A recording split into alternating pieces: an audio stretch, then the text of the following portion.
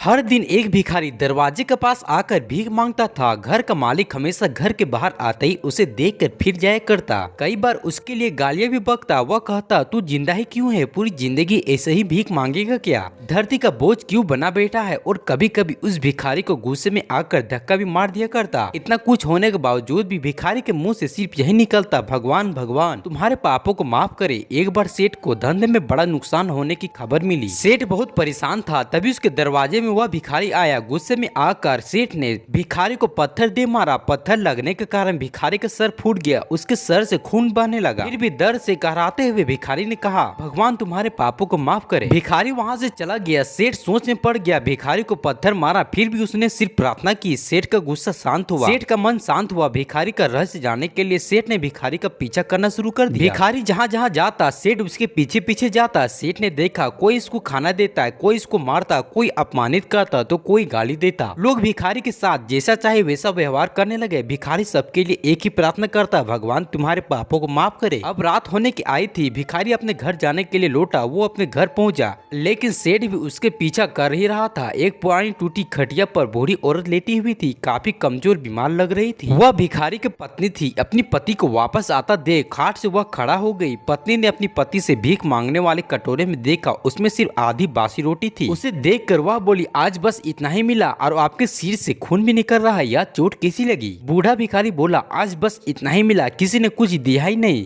सब ने मुझे गालियां दी और एक सेठ ने मुझे पत्थर से मारा, जिस कारण मेरा सर फट गया।